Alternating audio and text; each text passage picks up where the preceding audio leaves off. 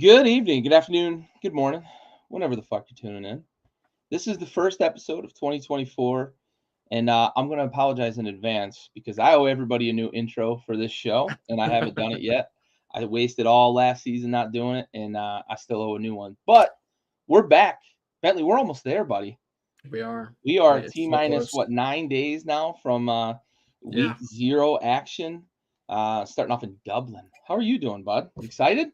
Oh, it's simply the most wonderful time of year. There's nothing better than college sports, specifically college football. I mean, the pageantry, the sounds of it, the sights, the historic locations you get to see.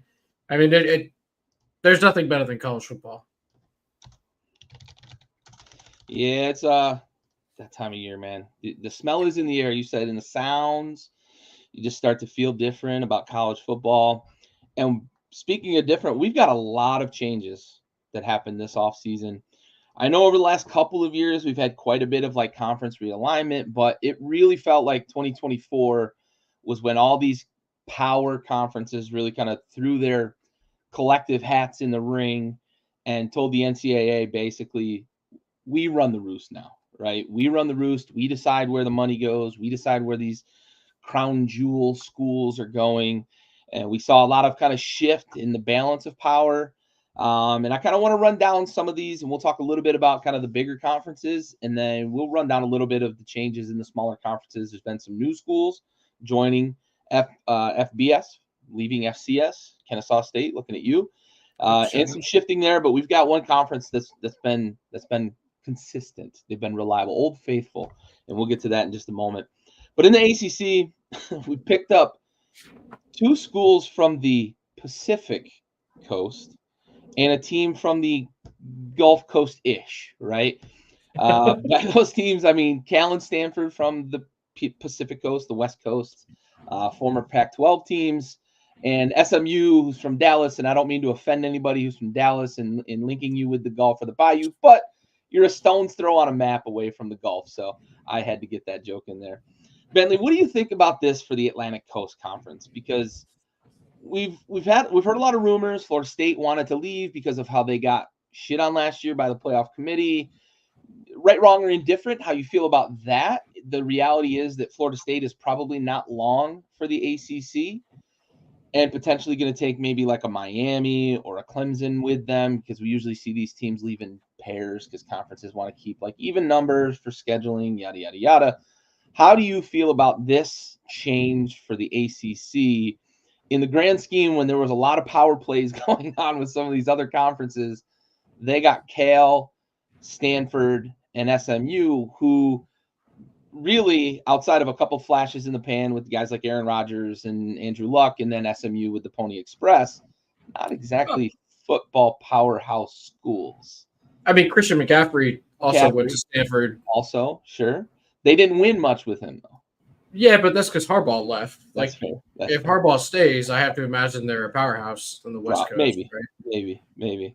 I think the most interesting question, maybe to stem off just slightly, would be how does Charles Barkley feel about the city of Dallas? Because if you then told him they were associated with the Gulf Coast, he might think you're talking about the beaches down in Galveston. So, look, I mean, no, I think it's awesome that we brought over a lot of Olympic gold medals to the ACC. Shout out Katie Ledecky and all the fools over at Stanford.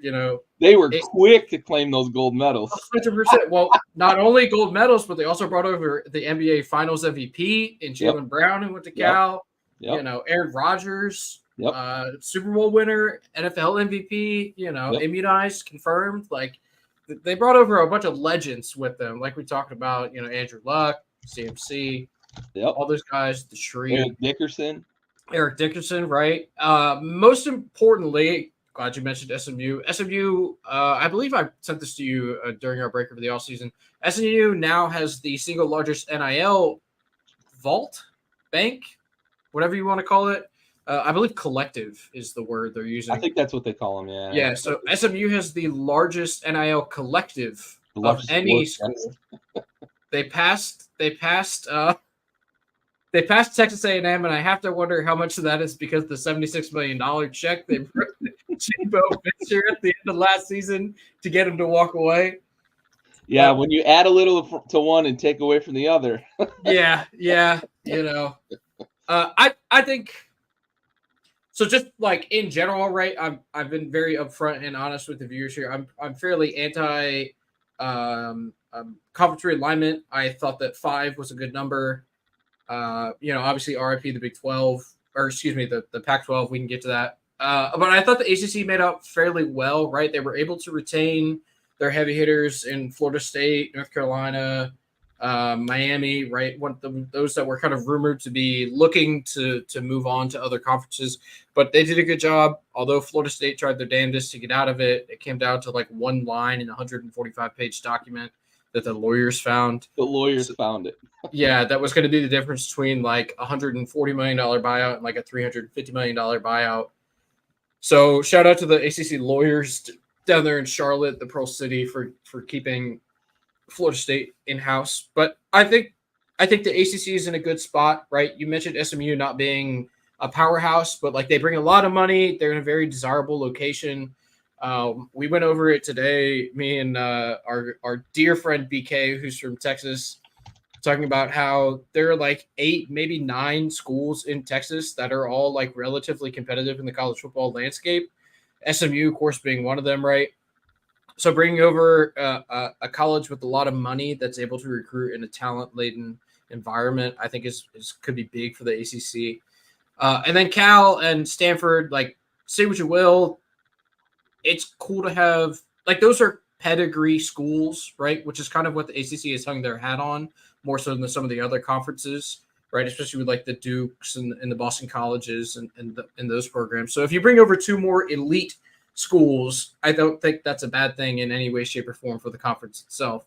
So overall, I thought the ACC did a pretty good job kind of maneuvering through this conference realignment, despite not getting any necessarily powerhouse programs to come over to their conference. Yeah, I mean, SMU had a nice kind of send-off season with the AAC, so they might have some momentum going into this year. And then you mentioned that big NIL war chest, right? Probably some of the benefactors that bought Eric Dickerson's Corvette. So show up with a gold Corvette, you're probably going to get the attention of some elite 18, 19-year-old kids. So probably. Moving on down the list, though, the Big 12 had a pretty big shakeup over the last 2 years. So last year they added BYU, Houston, Cincy, and UCF. They also this year added Colorado is back in the Big 12. Arizona State, and Utah are now in the Big 12. The big news for them, though, which I think makes this probably maybe the biggest shakeup, with the exception of probably the Pac-12 we're going to talk about here in a moment, but maybe the biggest shakeup here because they lost Oklahoma and Texas, who were always the crown jewels of the Big 12, especially in terms of like football in the Big 12. Even losing A&M a few years back, you don't get the impact of losing like Oklahoma and Texas, right? That's what Oklahoma and Texas have been for this conference, and that's why the SEC wanted them so badly, especially Texas, right? Oklahoma was kind of I don't want to say throw-in because it is like a football hotbed, it's a football powerhouse, but Texas was really the big get here in the grand scheme for the SEC, and the big loss for the Big 12. They get to 16 teams. Despite losing Oklahoma and Texas, they're up to 16 teams now. So Big 12, Big 16, whatever you want to call it. How do you feel about the conference now? You and I had a conversation about this the other day about the Big 12, and you had some interesting thoughts about the Big 12 and their kind of position from not necessarily the prestige that a conference like the SEC gets, but from their position of how good they are top to bottom as a conference, not only in football, but basketball. So I want to hear your thoughts on that and kind of how this impacts the Big 12. Certainly. I am the most excited for all of the conference realignment shakeups for the Big 12 in both college football and college basketball. They are far and away the most competitive and like most talented college basketball conference going forward. I know that Alabama had their run and Duke is always good in Carolina or whatever, but like Kentucky, obviously, with their new coach coming in, but top to bottom, Arizona State, through West Virginia alphabetically, if you're looking at it. Of course, the Big 12, 16 now, whatever you want to say, is the most competitive basketball conference for sure. Now, you mentioned not having the prestigious programs on the football side. I do agree with that, but I think they're also going to be the most competitive going into the football season. I think probably Houston is the worst team in this conference. Maybe Cincinnati. I'm not sure. Like, it depends on where your allegiances lie, right? I'm sure our listeners in Cincinnati are not going to appreciate me saying that, but I get it. Luke Fickle's gone. You were down last year. You maybe bounce back. Who knows? But like all of these teams going into the season, even Arizona coming over, but not bringing Jed Fish with them, but keeping Noah Fafita and Titia Mora, whatever the receiver's name is. I promise I will learn it. He might be the best receiver in the country this year. That offense is going to be fucking exciting. Yes, even 100%. More than it was last year. Yeah, they're going to be incredible. Kansas State has a brand new starting quarterback. Oklahoma State has probably the best running back in the country. Texas Tech has the second team All-American running back going into the start of the year, right? Utah, Cam Rising is back. West Virginia is back on the uprise. Maybe they can bring Tavon Austin back, who just retired. Maybe he has one more year of eligibility. Kansas resigned their coach, whose name is escaping me at the exact moment, but they were competitive last year, even though they played two different quarterbacks like all season long because of injury. And obviously Colorado is there. Who knows what they're going to look like? Baylor, I know that their coach with alopecia has been on the hot seat, but I have to imagine he's going to get them back to at least some semblance of the team they looked like when they won the Big 12 a couple of years ago. Like this freaking Big 12 is going to be super exciting. And again, despite them not bringing in quote-unquote powerhouse teams, however you want to look at, Utah, maybe a powerhouse, Colorado, if you feel like they may be, Arizona, probably the most prestigious program they brought over. But they did, I think, the best job of bringing over the most competitive programs to their conference, right? I get that Oklahoma and Texas are gone, and that sucks. But I'm not sold on Oklahoma as like a rising program. I understand that Stoops was gone and they were down for a few years. And then Lincoln Riley really brought them back with Caleb Williams. But now they have Venables there. He's kind of unproven as a head coach so far. Another team that's starting a first-year starter at quarterback in Jackson Arnold. So we're excited to see what they look like in the SEC. But like I think that the Big 12, and I know it sounds like I'm just talking about all the conferences did a really good job. But I'm trying to put a positive spin on the conference realignment because I don't love it, but I think that they did a fine job bringing in a lot of competitive programs to raise the floor of competition within their conference and make it what I deem to be the most competitive conference going forward in both basketball and football for the foreseeable future. I think that's a big point. Look at it from top to bottom too. This might be the best conference for quarterback play this year. Could be. Honestly, because you mentioned Fafita at Arizona. West Virginia's got a guy that he's a big time young. I think he's a sophomore this year. Kansas State's got the first 5-star quarterback in the state of Kansas. Yep. Colorado's got probably the number 1 pick next year in Shedeur Sanders. If he doesn't go 1, he's going to be in the conversation at 1. There's a lot of really good quarterback play up and down this conference, which for a conference that's always been about offense, it's going to continue to be about offense. So, I agree with you.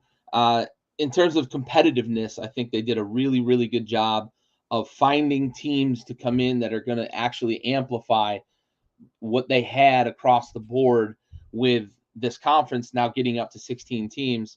And you mentioned it, maybe Houston, maybe in Arizona State is the worst team in the conference. And either of those two teams probably go and win a handful of games in other conferences, right? Maybe not the SEC or, so one of those that is pretty top heavy, but those are schools that are going to be competitive across the board. So moving on down, Big Ten added Oregon, UCLA, USC, and Washington. Now, we all know that those are traditional Midwestern powerhouses, so they're going to fit in perfectly in the Big Ten. Yeah, obviously. The addition of those 4 teams takes this conference to 18 teams. And, this may be, right, the conference that has a claim to maybe the closest to having that kind of top to bottom competitiveness that you mentioned with the Big 12. Down toward the bottom of this conference, you do start to bottom out a little bit with a couple of those teams, but there is a long list of competitive teams in the Big 10. How do you feel, though, about bringing in a couple of California schools and a couple of Pacific Northwestern schools into the corn-fed Midwestern Big 10? Because we talked about this, not you and I when it happened, but there was conversations across the board when the Big 10 added a team like Maryland, right? Yeah. Like being from the East Coast of the country, all the way out there in Rutgers, another one that got added that doesn't necessarily fit that Midwestern mold. How do you feel about them adding these 4 teams from the West Coast? This was probably my biggest gripe, even more so than Stanford and Cal going to the ACC. Obviously, literally opposite coasts. Yeah. But the play style and prestige of those programs and the colleges kind of fit the mold for the ACC, right? Like, if Cal was, I don't know, Pennsylvania instead of California, like you could convince me they're an ACC program, right? And similar with Stanford, you could talk me into them being an ACC school. They're really good at like those oddball sports like soccer and swimming or whatever. And like a lot of ACC programs have that as well, right? Yep. UCLA and Southern California going to play October games in Evanston, Illinois. Like, holy cow. I'm just trying to picture Caleb Williams with his painted fingernails playing a winter game in Chicago. Yeah. Oh, wait. We're gonna get to see that this year, actually. Yeah. For the Bears. Sorry. He better figure it out. Yeah, right. But it is kind of strange. I think that SC and Oregon, I should say, are really the big grabs here. No offense to UCLA or Washington. Well, Washington gives me a lot of was it 22 TCU vibes that played for the championship? I think it was 22 played for the championship. Yeah. Kyle Duggar at quarterback, battled his heart out or whatever. But I get a lot of vibes of shades of that team in the Washington program. Although they did bring in Jed Fish from Arizona, so maybe he kind of figures it out and gets it pointing in the right direction. Once again, not that they're hitting in the wrong direction, but you know what I'm saying. Like he keeps the train on the tracks there. But bringing in Oregon and Southern California is such a huge get for the Big Ten. So ultimately, the probably 2 power conferences that we're going to be looking at eventually, although the Big 12 may have something to say about that because they, so many teams, obviously.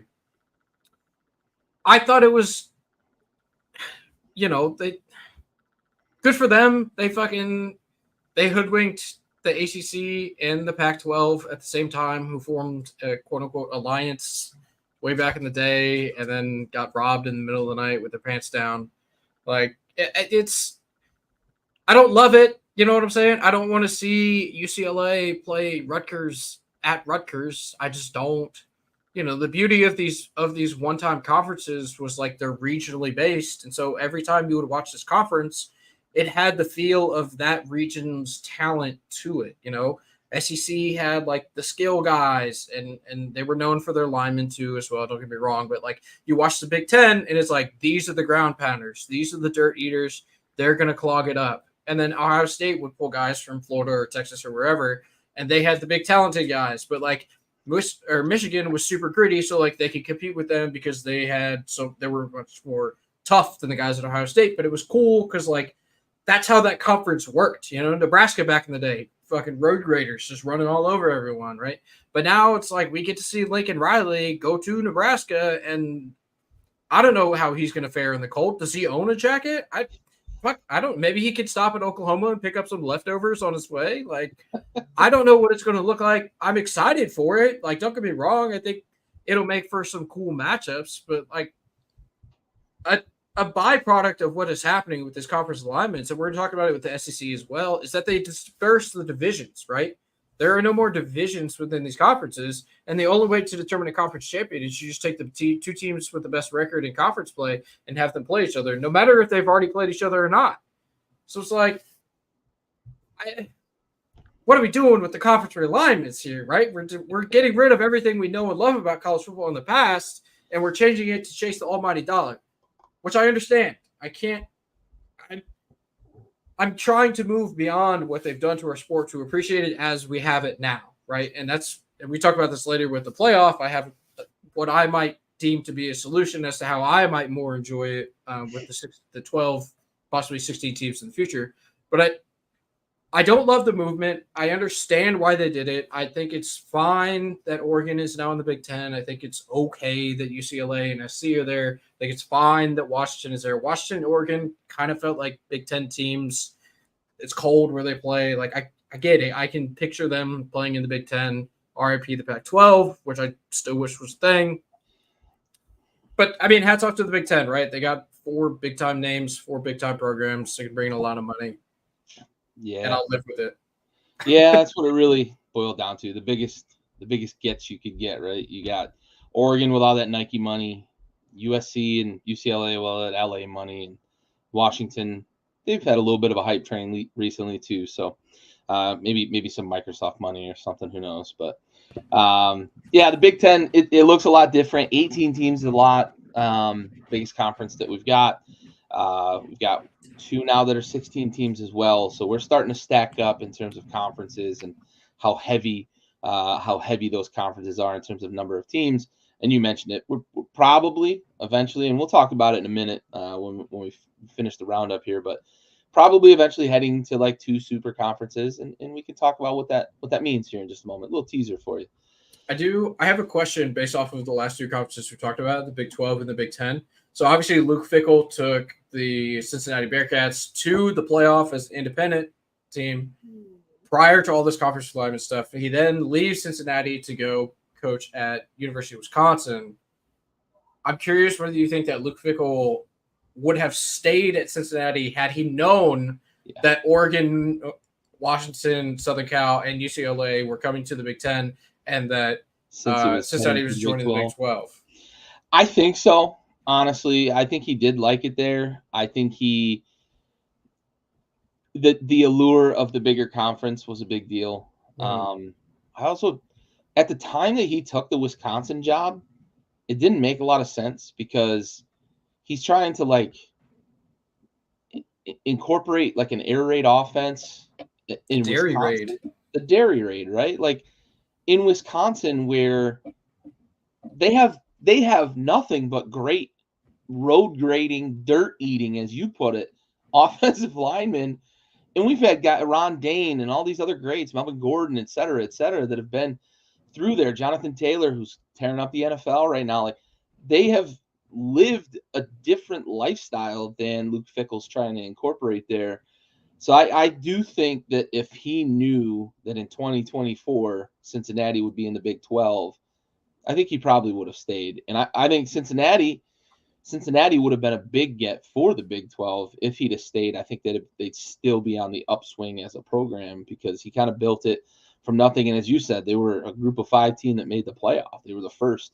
They'll always have that, but yeah, I don't know that Wisconsin's a great fit for him in general. What do you think? Do you think he would have stuck around? Yeah, I think so. He was a god amongst men there at University of Cincinnati, and like never paid for a drink, I'm sure. Yeah, like we don't have to talk about what happened when they made the playoff, like the actual game itself, but he made it, right? So yeah, they acquitted themselves okay. They just didn't have the horses. Yeah, we knew they wouldn't. Sure. Yeah, which scares me about the 12-teamer, but yeah, money. Mm-hmm. The more playoff games we can sell, the better. Yep. Yeah. Positive attitudes, Gary. Positive attitudes about this playoff. Speaking of bags, all the teams that left the Pac-12 for the East Coast and the Midwest left Oregon State and Washington State holding whatever bag is left over there on the West Coast. The only thing about the Pac-12, I have a question for you. How long do you think it will be before the Mountain West either joins or absorbs the Pac-12? Do you think the Pac-12 would ever give up its name? No. I think they're going to be stubborn, right? The Mountain West is just going to become the Pac-12? They're still using it this year. Right. They're still using all this. With no conference schedule, with no conference championship, with no real conference. Yeah. But hey, good for them, I guess. I don't like. I think Oregon State after was it Paul Smith? I believe it was Paul. There's something Jonathan Smith. Jonathan Smith was very very unique. Yeah, name. Right. Paul Brown is the head coach at West Virginia. That's what I was getting confused with. Jonathan Smith, after he left, I think they had like 18 players on the roster. It was bad. They had it was bad at the portal. Yeah, it was crazy. Mm-hmm. One of which is at the University of Miami, of who I'm very high on this year. Ooh, I like it. You see it? You see it? Yeah. 1983 national champions, baby. Love it. Nice throwback shirt. All right, so moving on to the SEC. This is college football's premier conference. Oklahoma and Texas now join said conference, rounding out the league to 16 teams. Yeah. Huge get, especially with Texas kind of having like its own like everything, TV network and all this stuff. Like Texas basically called the shots with the Big 12 network because they had the Longhorn network that threatened the Big 12 network. That's how big the following for the Hook'em Longhorns is. Oklahoma comes along as well.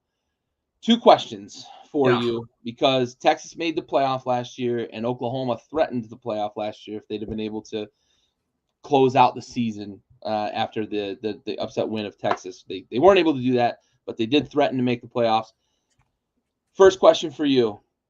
Are Oklahoma and Texas doomed now that they're in the SEC? Oh, doomed. Well, because I think we've been having the conversation about, is Texas back? They look like they were back last year. They made the playoff. Are they going to take a step back and we're all going to be like, well, Texas, I guess, wasn't back? As avid listeners of this program know, I was on the Texas is back train all season last year. You were correct. I think Texas will be fine. Okay. I expect them to make the playoff. They played 3 ranked opponents this year, one of which being Michigan. They did get a little bit of the favorable treatment from the SEC schedule. Like they get Georgia the SEC. Yeah, 100%. I mean, they get Georgia at home. They have to go to A&M, but at that point in the year, half of A&M will be suspended or injured, right? Like Mike Elko. Sorry, bud. It's a big jump up from Duke to A&M. Yeah, this isn't Durham. I think Texas will be fine long term. I think they'll probably make the playoff this year. They still have Arch Manning waiting in the wings. But, like, doomed for Texas is tough to say because they haven't won a national title in 19 years. And if you tell anyone who's a Longhorns fan that, they would not believe you. They'd be like, no, dude, we won it like 4 years ago. BY played last year. Yeah, like it's like, okay, but 19 years, relax, calm down here. So doomed, I don't think is the right term. I think they'll be probably exactly where they've always been. Is that they'll be one of the most popular teams in the country. They might beat Alabama once every few years, like they did last season. I think that Kalen DeBoer walks into the SEC as probably the second best coach in that conference behind Kirby Smart. Maybe a better coach than Kirby Smart. I don't know. We'll see. We'll see. So I do going to continue to be the Dallas Cowboys of college football. $10 billion, baby. Yep. I do worry about Oklahoma, though. They were as Big 12 as it got. You know, like even with Venables there, they just never got any better on defense. Yeah. Now maybe Jackson Arnold. I'm trying to get all these quarterback names right. Maybe Jackson Arnold comes in and like is really good and lights it up, and it's just well equipped to hold his own in the SEC. You know, obviously we still have to wait and see, but if you're giving me the option of like who do I worry about more between these two programs, I definitely worry about Oklahoma more. They're a little more removed. I understand that Texas and Oklahoma border each other. I got it, but we talked about already the number of the amount of talent that's in the state of Texas. I do worry about Oklahoma as an SEC program, you know, but I would have worried about Missouri coming in the SEC too, and they're one of like I don't know, are they the 4th best team in the SEC this year? Like they're pretty freaking good. you know, they've done a really good job. It's taken some time for them to get their feet underneath them in the SEC, but building programs takes time. Venables, maybe he'll be fine. It's tough coming to the SEC, but I'm not ready to say either of them are doomed, but I do definitely worry more about Oklahoma than I do about Texas. Yeah, I concur on both counts. I think when you have the quarterback position pretty well figured out in Texas, you can go find skill players, right? Skill players haven't necessarily been the problem with Texas since the Vince Young days. It's been inconsistent quarterback play, injuries at the wrong time. Colt McCoy getting injured against Alabama in that game. Tell every Texas fan that. They'll tell you they were going to win that game. Texas did lose their top 2 running backs for the season, though. They did. Yeah, that's a tough go. That's a tough, especially losing Brooks as well to the NFL. So second part of this question, how big of a deal is this for the SEC getting, especially at Texas, right? Yeah. And what does it mean for the conference adding these 2 teams? Sure. I mean, the rich get richer, right? Yeah. Like, they were already in the premier conference. They won 6 of the last 8 national championships. You throw Texas in there with the roster they have constructed. We just talked about the injuries, got it, but they still have Quinn Ewers. They brought over Isaiah Bond. Like, they still have a good coaching staff. They're still Texas, right? Like, they're going to have guys. It's whether or not they can string it all together. Who says they can't get up and compete for a national title? If they beat Georgia at home this year, like, that could be a big deal. I think it's really – it's going to sound blasphemous, though, but, like, I think it's almost less impactful to bring over Texas and Oklahoma to the SEC than it was to bring over Oregon and Southern Cal to the Big Ten. Like, because I think from a pure impact standpoint, I don't think you're wrong. I don't think you're wrong on that take. Is it great to have Texas? Sure. Absolutely. That's the crown jewel for sure. Harv, good to see you, bud. Thanks for tuning in. But yeah, I think you're right. Like, the Big Ten getting those big names, especially those 2 markets, right? The Pacific Northwest with Oregon and all that Nike money. Washington and the kind of the hype that they've been on as well. They lost DeBoer, but they get Fish, and you hope that he can kind of keep things going. But getting the LA market, despite not being anywhere near the Midwest, right? Getting the LA market's a big deal, right? You get eyes on screens from the LA market, however much they tune into college football, right? But yeah, I don't disagree with you in terms of the level of impact from a pure impact standpoint, for sure. All right, so I want to kind of pause here, and we're going to have the conversation about the super conferences, because we've got a handful more conferences, and like the committee, we're just going to say we'll talk about the group of 5 in a moment, right? We'll get to you guys later. Not to be jerks, but that's kind of the reality of it, right? The needle moves in the SEC, the Big Ten, the Big 12, yada yada. So I want to open the floor for your thoughts, because you and I have, I think, the same assessment of kind of what we're headed toward, but you're very passionate about not liking it, and I want to hear it from you, man. So I think the inevitability is that we're going to end up with either 2 or 4 super conferences. Hopefully we end up with some sort of geographic kind of alignment, because I think super conferences would get even more complicated if we just started throwing teams from everywhere into different conferences. So eventually, I think in you and I have had this conversation, and I think we both think we're eventually going to get there, either East-West, or we're going to end up with like East-West, North-South, or something along those lines with 4 conferences, and then we're going to end up with like a 32-team tournament. We might end up with 64. It might just go full March Madness. We'll just call it fucking January Madness, right? Winter Madness, or whatever the hell they want to call it for college football. New Year's Madness. There we go. I like it. So all of that in terms of anticipation, how do you feel about the fact that we might end up with a couple or 4 super conferences in the future? Oh, all right. So I have to put some caveats on the statements I'm about to make. I am pro players receiving money for their name, image, and likeness.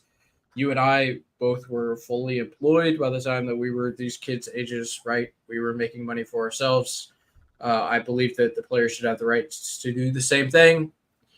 If you want to be a Twitch streamer and play video games, if you want to have a YouTube channel, that's fine. If you want to do radio deals, if you want to have a podcast, absolutely have at it.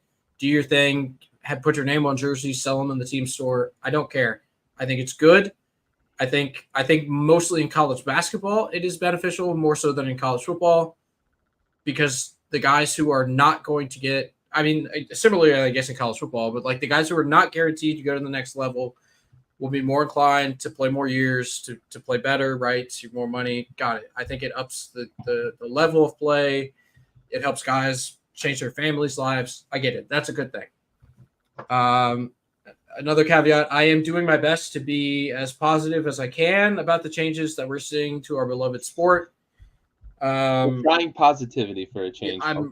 I'm doing my damnedest. I swear to God, I am. I said a lot of nice things about those conferences adding schools to their. You did. I'm proud of you. I'm proud of you. But I'm going to go back on all of that here in a second. Here we go. So the positivity caveat has been tossed out. Now I'm going to speak my mind. It's fucking stupid. All right. Pac-12 After Dark is something that I grew up with. I loved fucking staying up late on Saturdays and watching Pac-12 After Dark. You show me fucking USC, UCLA under the lights at the Rose Bowl. Or at the Coliseum, rather. That's what I want to fucking watch. I want to watch the Pac-12. I want to watch Bill Walton call basketball games at the Pac-12. I want to see his lucid ass. Granted, RIP, pour one out for the homie. I get it. But I want to see folks like him calling games where I'm barely fucking awake and I'm watching Bronny James blow layups in fast break. That's what I want to see. I want to see Klay Thompson, when he played at Wazoo, light up fucking Washington. Like, those are the things that I desire. Granted, I can still watch those things, but it's going to be, like my tagline says here, Big Ten After Dark. Well, what the fuck is Big Ten After Dark? The Big Ten plays 3:30 afternoon games on the goddamn East Coast, and I fall asleep during those because they're so fucking boring. Right? I don't want to watch boring teams play at night because that will put me to sleep. Yeah. The Big 12 is the only one that got it fucking right, in my opinion. They brought in teams that are ready to compete in that same conference. Again, not as prestigious. Scoreboards. Yeah, that's what I'm saying. Like, Cam Rising coming to the Big 12 is a big thing to happen in there's the best thing to happen in the Big 12 since the fucking Adidas scandal got brushed under the rug at Kansas. And Bill Self has yet to declare whether he wears the toupee or not. Like, these are the things that the SEC did not realize when they brought over Texas, right? It's like, you have all these more eyes, but you're harming the sport of college football by bringing over these programs that were once out of conference games, and now you're making it only about the conference. Which, again, it's about the fucking money. I get it. They want all the money that they can. They brought over the fucking Longhorn Network, which is going to go away, by the way. That will cease to exist once that TV right runs out, and the SEC network will get all of that Longhorn Network money. Which I guess is fine with me. I don't really root for Texas. I don't care that much about UT. I mentioned Oregon and Washington joining the Big Ten. That one didn't really grind my gears as much about where they ended up, so much as where they left. Like you said it earlier, you left Washington State and Oregon State to absolutely holding the bag. Like put one of them in the Big Ten and put one of them in the Big 12. Who gives a shit how many number of teams, like what the ultimate number of teams we end up with is at this point, whether it's 16, 18, 22, I don't give a shit. Don't absolutely screw the Big 12 or the Pac-12 like that. It's degrading to the sport, and adding all these teams to the different conferences without separating them geographically whatsoever, by eliminating the divisions within the conference, it's hurting the sport of college football. And I think that ultimately it will be a bad thing for the sport. But I'm trying my damnedest to understand the new atmosphere that we live in and look at the positive sides of it. I really am struggling to see the positive side of it at this exact moment, because I want to see. I value, this is going to sound fucking wild, I value what Notre Dame does by scheduling teams from all of these different conferences as their out-of-conference schedule, because they play an ACC schedule, right? They still play Stanford. They still play Michigan. They still play Southern California. Like, they'll play Texas on occasion, right? They play these big-time out-of-conference games that we now no longer get as out-of-conference matchups. Whenever Georgia, like last year, it was fucking Texas going on the road to Tuscaloosa and beating Alabama, and that was a big time Big 12 over SEC win. And now it's like, oh, that's just a conference game. But here you go, buddy. We have a fucking 12-team playoff, so that game doesn't matter because Alabama can lose that game and also lose the conference title game to Georgia because there's no more East and West. So, like, maybe they even play fucking Auburn for the conference title. And guess what? Doesn't matter because you're still going to make the playoff. Yeah. I have 2 points, too, and curious to hear your thoughts on each of them because I hadn't really thought about them until very recently. One of them I didn't think about until like earlier today. I got thinking about this question that we're talking about here. So the first one is like, is it going to matter at all? Like when we get to a 64 team or 32 team, whatever that playoff is, like you're going to have like 4 lost teams making the playoffs, right? Yep. And in college football feels very different than like the NFL, right? In the NFL, you go 13-4, it's a great fucking season, right? College football, you go 9-4, or 8-4, or whatever. That's a Syracuse season, right?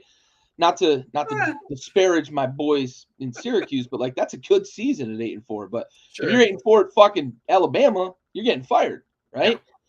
Now, when you go to this different schedule, the other thing that I didn't really think about, like, are we really going to want to watch an Alabama versus Middle Tennessee State game that matters in the standings? Nope.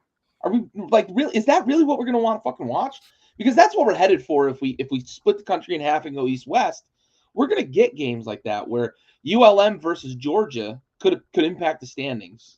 You could have like fucking South Florida versus Rutgers matter in the standings. Like it's crazy to think that potentially could be a thing. But also, are we going to lose the ranking system? No. You don't think so? No. If we go to 2 conferences, you don't think they're going to have even representation from each conference? I don't think it's going to be 2 conferences. I think it'll be 3. I think the Big 12 is here to play.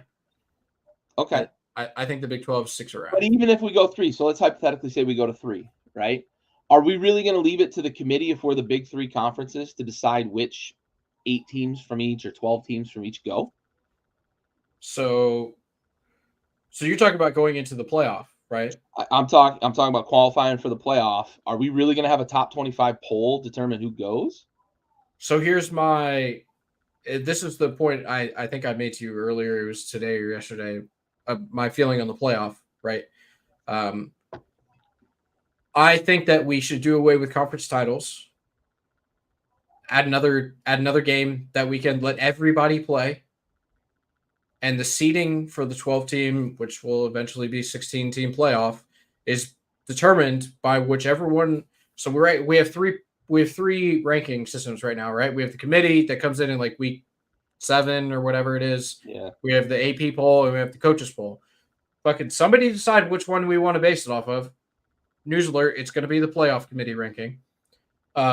And let them determine who they think the best 12 teams are, because right now we have an issue of guys not playing the full seasons because they want to get prepared for the NFL. And if they don't make the playoff, they don't have a chance, right? And they just don't play the bowl games. If you were to eliminate conference title games and just go in based off of the rankings and add that extra regular season game for every single team, you then force the teams to put on a show on the last week of the season, make it a rivalry game, make it a big game, games that matter, right, that people care about. Those teams that still have an outside shot, or even if you don't, if you're like the 8th ranked team and you think that you may get bumped out if you lose to the 26th ranked team in the country, force those teams to play hard in the last week of the season because style points matter, as we know, to these committee members. Just look at Florida State, who lost their quarterback. They're fucking out last year, right? So force them to play hard all the way through the end of the regular season. Eliminate the conference title. I know that's sacrilegious, and I hate it myself, but I'm trying to enjoy this playoff going forward. If you get rid of the conference titles, just give the team with the best record the conference title, whatever. They can split if it's a tie. I don't care. If we only care about the playoff now, do it based off of a ranking system. Force the teams to play all the way through the end of the season and put on a show so style points matter at the end of the year. Yeah, I think that's what's going to become a point of contention, though. I think if we go to these super conferences, whether it's 2 or 3 or 4, I think the conferences are going to want equal representation because that's been a big point of contention with these conferences as it stands. The SEC always gets 2 or 3 teams in. Now with 12, they're probably going to get 5 in this year. It's crazy to look at like the Joe Lunardi of college football saying, the SEC has probably 5 teams that are going to get in and they might get a 6th. One conference is going to have half of the participants in the playoff. It's already a point of contention. I just think eventually these conferences are going to want that. And whether it's like the 4 highest ranked from each or 8 highest ranked from each, it's going to be in these conferences. And we're going to probably end up seeing teams left on the outside looking in. But I also could see a scenario where the conferences decide, here's your schedule, you play, and in the top 12, the top 16 teams from each conference, no matter, whatever, however many conferences we end up with, the top whatever from those are the ones that get in, and it ends up being something like the NFL. And I had that thought, and it really like unsettled me because I don't want to lose college football rankings, right? Like that's as fucked up and as much controversy as we can see sometimes with the rankings. I don't want to lose that. No, it's fun. Great fodder. It's great fodder to begin with, but it's also like something you look forward to. Every Tuesday they post, and you get the ranking, and you see who's moved up, down, and you go into the weekends, you get these top 10 matchups. Like you won't get that if you don't have these polls. So I hope that they go with the system kind of like you're talking about, but I could see a scenario where the conferences say, no, we're going to take control. It's going to be the top 8 or 12 or whatever from each conference that's going to get in, and that would make me sad because the ranking system is such a big part of college football, and it's such a great part to like watch, right? I had a guy. Sorry, I a point. I had a guy bring up to me the other day. I'm in I call it a working group at work. It's just a football chat where we talk all day about football. And so I had a guy who's obviously. I had a guy who is an NFL fan, not really a college football guy, tell me that he doesn't like college football because of the talent disparity, the lack of equal talent across the playing field, right? Okay. Words escape me at the moment. And he goes, I think the playoff is good for college football because it's going to eliminate some of that talent dispersion. And I said, what are you talking about? He's like, well, all year long you watch Alabama and Michigan play these cupcake schedules, and then they get into the playoff and they beat up all these dumb teams, and then they play for the meaningful games. And now the playoff has 12 teams. There'll be more meaningful games. And I said, but that sounds like someone who has not watched the playoff, because every single year, except for this past season, we've had at least one blowout in the first round of 2 games. The only thing the playoff is going to do at this point is put that talent disparity on the big stage. Did anyone watch Oregon and Liberty play last year, where Liberty came out and scored an opening touchdown and then didn't score again the rest of the game? That's what we're going to get. 100. That's what I'm saying. That's what we're going to get now, but it's going to be in these primetime games on playoff platforms. And the big dogs are still the big dogs. It's still Alabama, Georgia, Ohio State, Texas, Oregon. Like, it's still the cream of the crop is going to rise. But now we're going to be seeing them play against Missouri in a playoff game. Like, that's going to be the product that you're televising. Let the degenerates like you and me watch the games in October and watch the games in September that we think are fucking exciting and fun, but we understand that one team is more talented than the other. But maybe 2007 Appalachian State happens all over again, and we get to see a super cool upset happen on the 3rd week of the season while you guys are just waiting for the fucking playoff. While when we get to the playoff, we're going to see, TCU Georgia all over again. Like, that's why I think that the playoff expanding was such a bad thing, is because I understand that not all of these teams are built the same. I get it. There is a lack of talent across the board. I think but now we're going to see it on the big stage. Lost. Yeah, I think the big thing that gets lost on people too is like we're not actually going to get March Madness, right? No.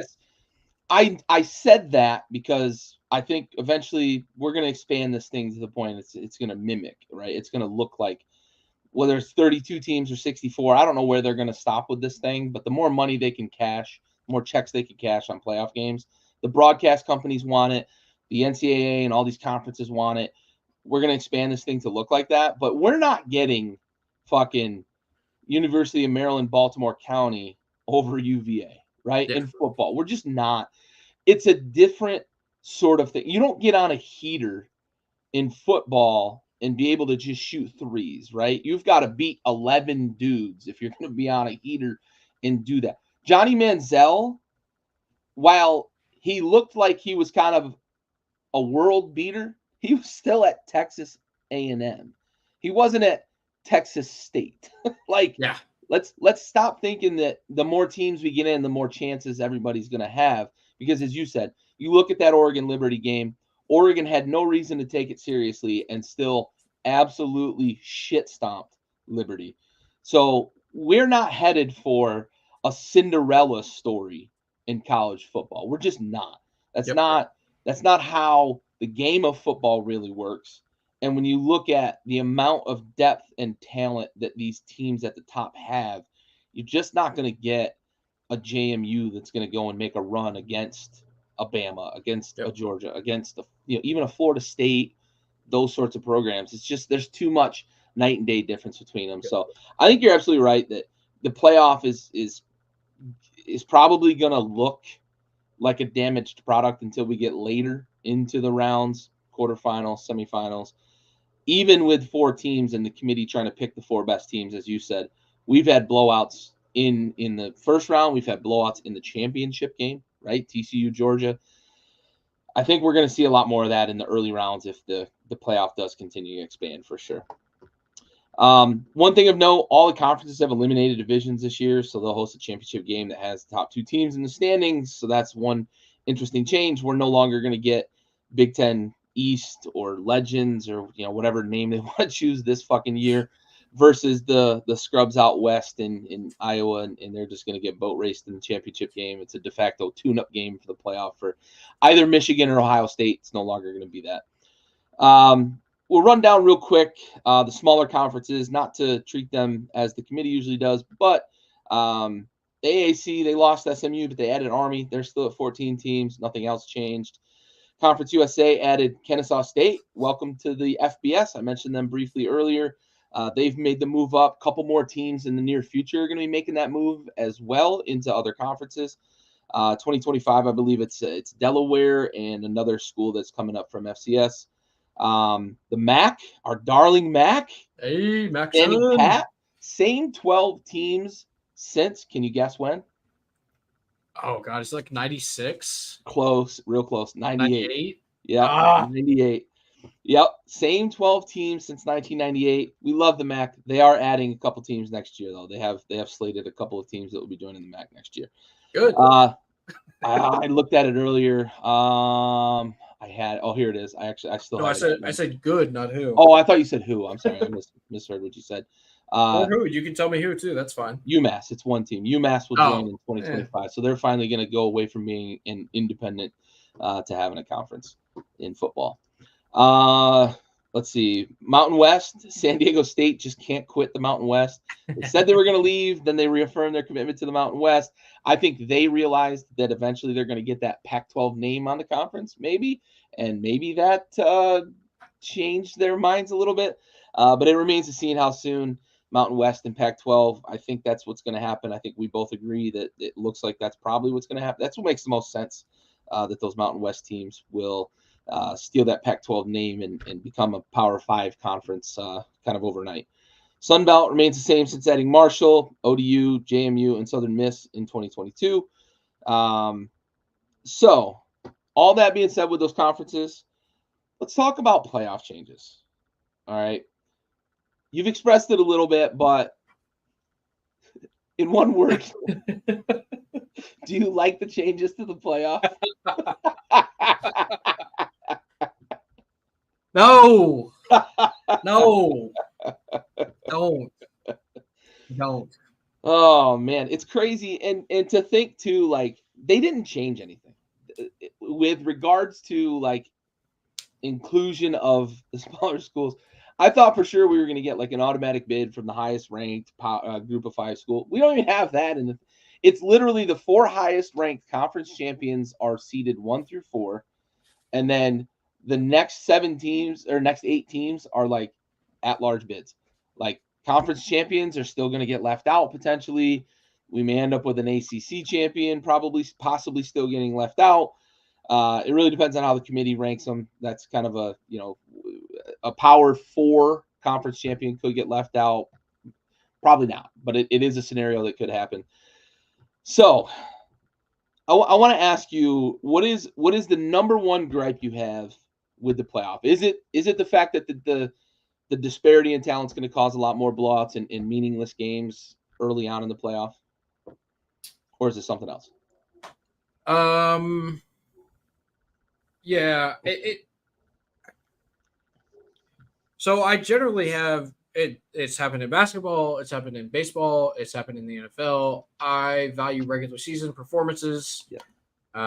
When you add teams to the playoff, it devalues regular season. That was one of the things that I love the most about college football. Is that every single season or every single week matters. I get that there are tune-up games. Alabama plays Chattanooga and it's 63-8 at halftime. I get it. But every single week used to matter in college football, and now it does not. Yeah. You can kind of rest if you feel like you're safe. You can kind of sit on, like, does the Iron Bowl really matter outside of the state of Alabama this year? I don't, if Alabama's fighting for a playoff spot, maybe, but the Palmetto Bowl, does Clemson feel like they really have to try that hard when they play South Carolina?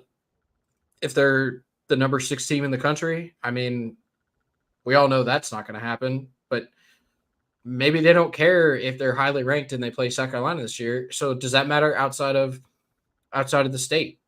These are games that used to matter on the grand scheme because of Carolina or Clemson, vice versa, was highly ranked, and then they lost that last game. It's like, oh shit. Previously we might lose a BCS bowl game. More recently, we might get knocked out of the playoff. And now it's like, that's only our second loss in the season. We'll be fine. Like, I don't appreciate that, right? I want it to matter every time you put on that uniform, that when you walk out on that field, if you do not win that game, it severely diminishes your chances of making it to the postseason. Because that is what people play for, believe it or not. People want to win championships. And if you play a game and you lose and you walk off and you don't feel like your chances of winning that championship are severely diminished, I think that takes away from the integrity of all sports, really, but severely so in college football. Yeah, for sure. I agree. I think that's my biggest gripe is you don't get the same sort of like whoa moment when a team like Alabama loses the Iron Bowl or has to score a touchdown on a 4th and 13 from the 32, right?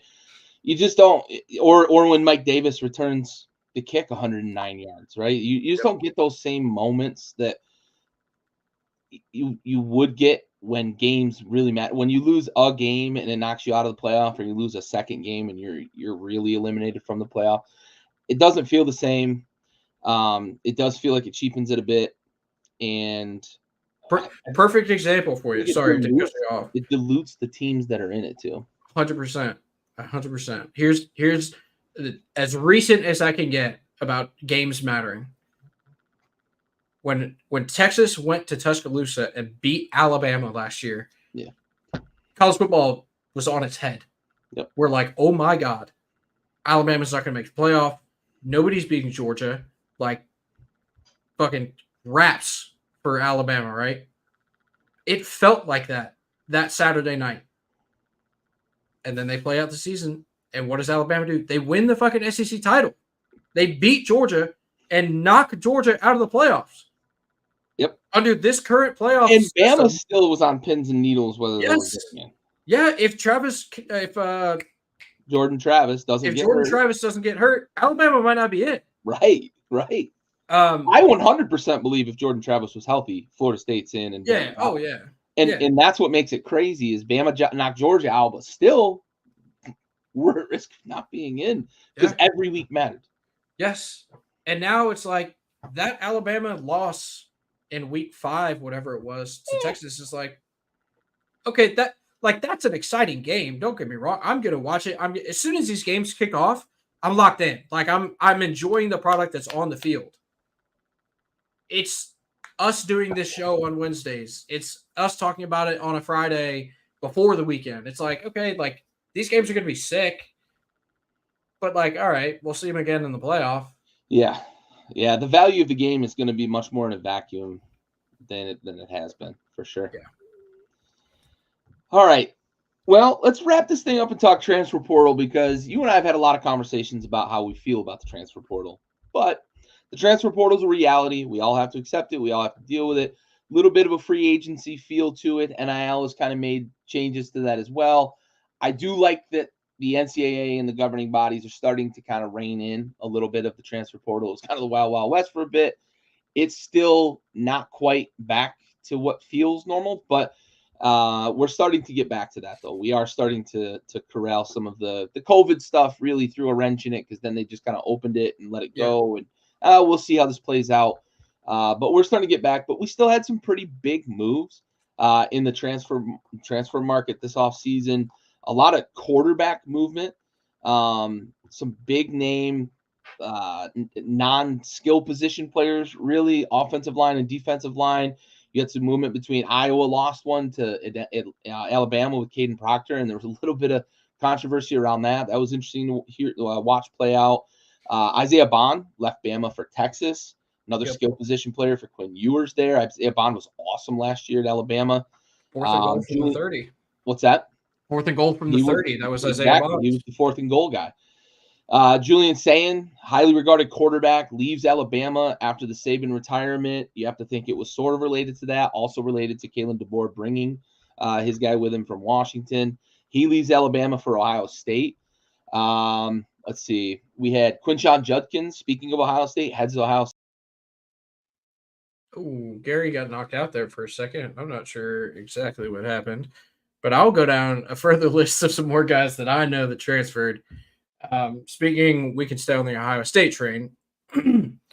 They also brought in Caleb Downs, the number one defensive recruit coming into last season. He was a true freshman at Alabama, played safety, had 107 tackles last year, led the team, the daunting Nick Saban defense, led the team as a true freshman in tackles, had 107, like I said.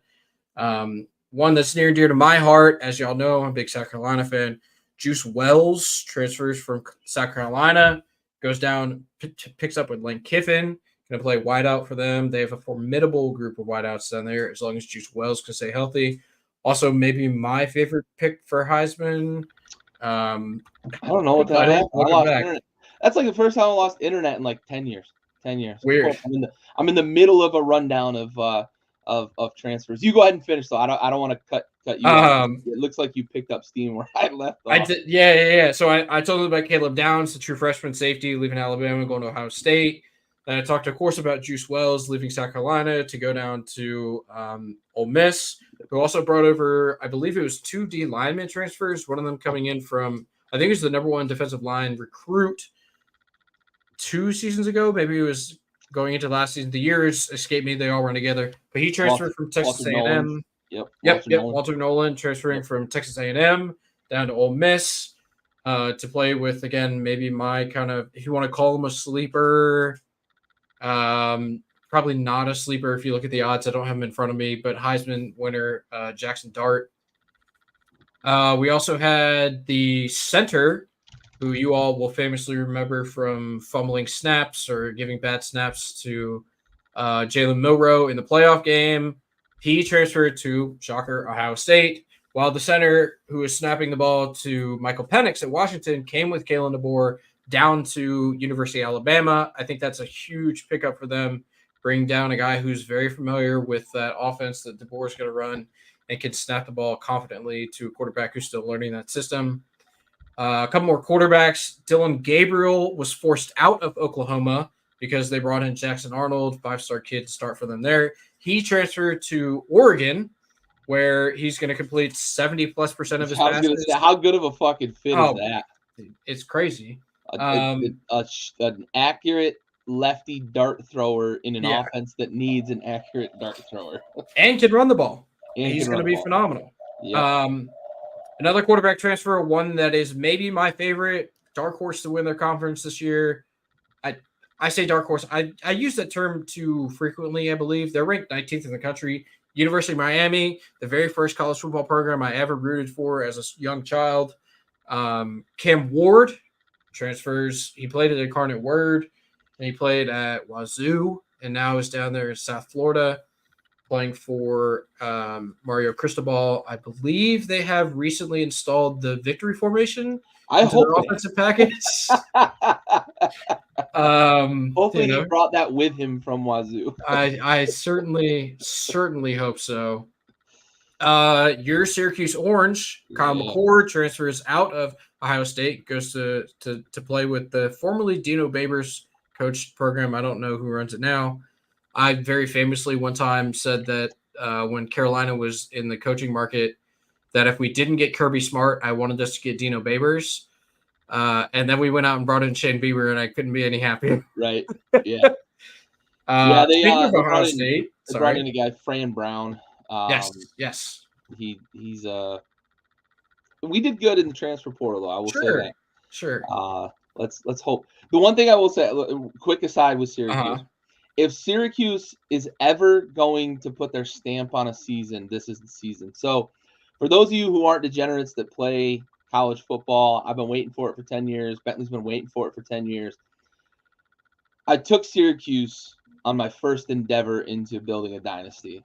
I figured I'd pick one near and dear to my heart. They're in a big conference. It's a little bigger school than I usually would use with college football. You always try to build up, got a team like Kennesaw State or ULM and go, win a national championship with that sort of team. But I decided I was going to pick Syracuse.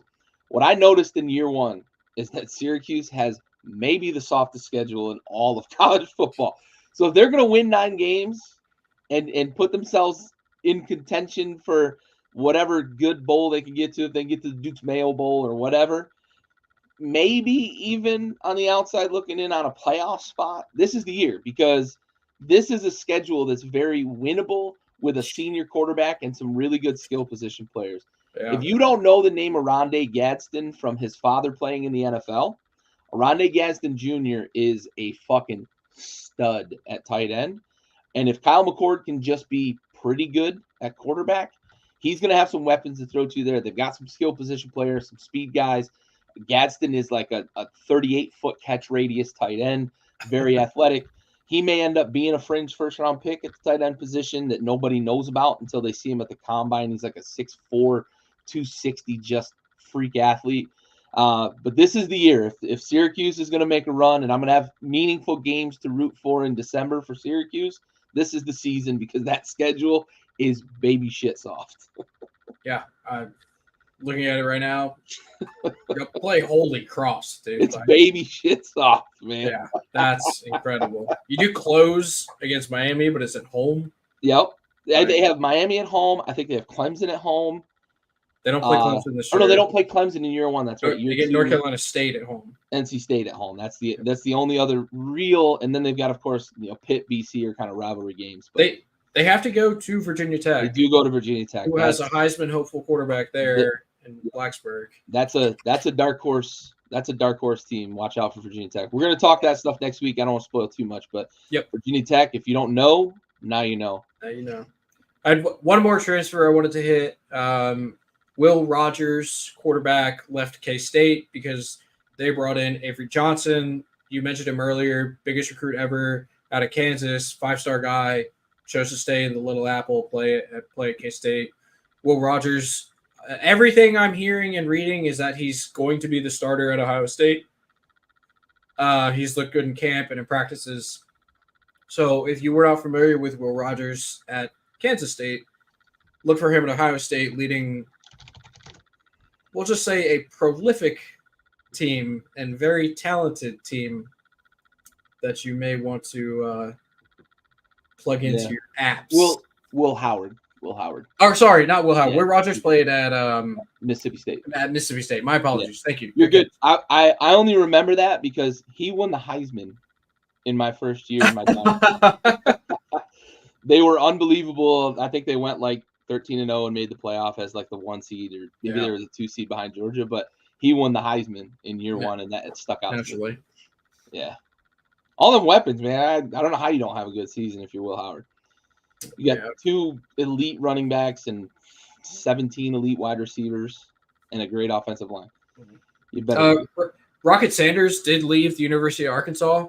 If anyone cares about that, he is now a South Carolina Gamecock. So, just in case anyone was wondering what we're doing over here at Columbia, we're bringing in senior injury-riddled running backs. Yeah. So, with all those that we talked about. What's your most impactful transfer that you from the off season? I'll give you mine so you have a moment to think. I know I'm putting you a little bit on the spot. We didn't really discuss this on the agenda, but I think Cam Ward is going to be the most impactful transfer in Miami.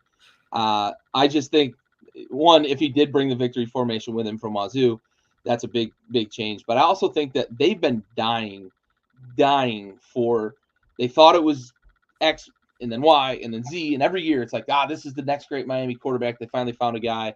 They've either had a transfer come in or they've had a big-time recruit come in, and it's never really panned out. Cam Ward is like a proven commodity.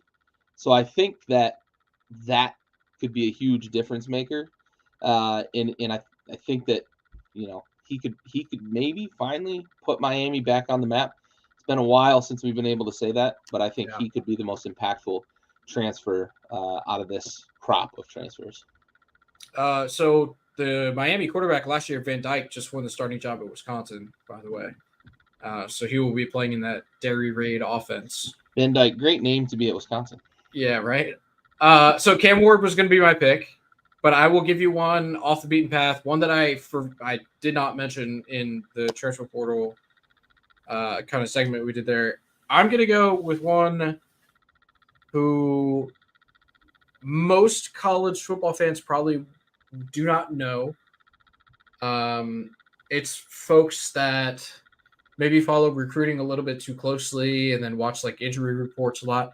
I'm going with Malachi Nelson.